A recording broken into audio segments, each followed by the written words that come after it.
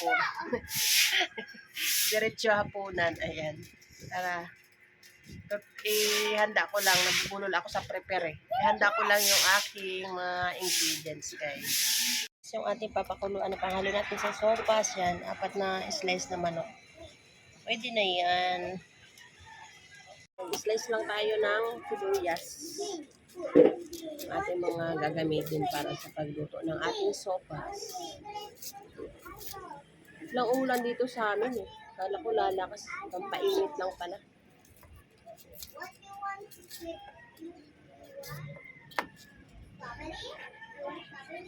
Ito lang naman yung iwain. Kasi yung bawang ay naka-slice na yun. Naka-durog na yun sa aking food processor.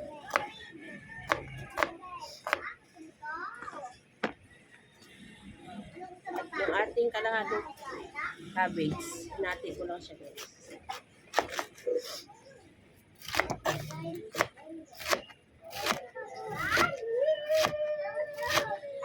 Ingay dito aking apo. Makit na naman, may itlog din, 2 pirasong egg. Para mas masarap. Ang ating sopas, ayan lang yung gulay ko. Wala nang iba, cabbage lang.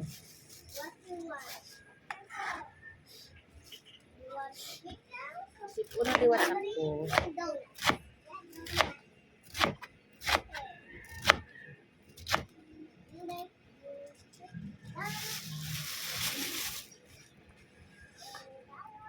Ito, at saka may putlong din.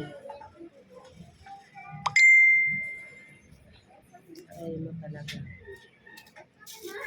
So, yung ating chicken. Tingnan ko kung malambot na. Hihimayin na lang natin. Medyo matigas pa. Ito natin yung ating kawa. Sa kawa na lang ako magluto ng sopas. Kasi kalahating kilo yan. So, ayan, nagisa na ako ng sibuyas. At lagyan natin ng bawang.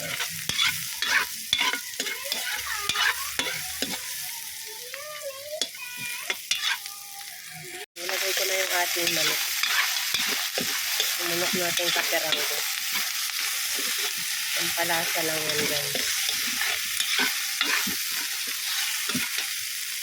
Ilagay natin yung pinakuluan ng manok. Nilagay na natin para mas lalong lumasa yung ating sopas. Kuluin ko lang bago ko lagyan ng tubig. So, ayan na, guys. Dagdagan ko na ng tubig. Kasi kalahating kilo yun. Kuluin lang natin uli. Kukulo na ang ingay nila. Ayan. Ilagay na natin yung ating noodles. Yung ating macaroni. Elbow macaroni. Antayin uli natin kumulo. Timplahan na natin. Lagyan ko na ng magic sarap.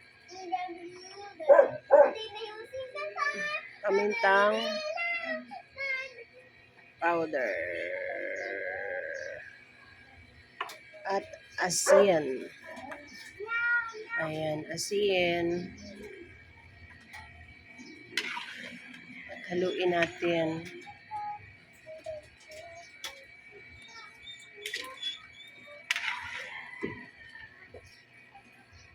Hayaan lang muna natin. Ilagay ko lang yung hotdog. Ayan. Or putlong. Same lang naman yun. Hotdog at saka putlong. Ambot na yung noodles. Ilagay na natin yung gatas. Ubus ko lang tong isang latang gatas. Para mas masarap. Yan. Yung malaking Alaska. 360 ml pala yan.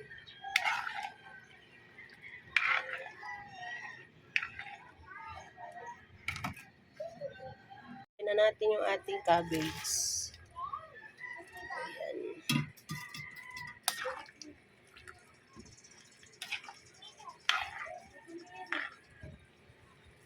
Ang sarap. Natin yung ating 2 pirasong itlog.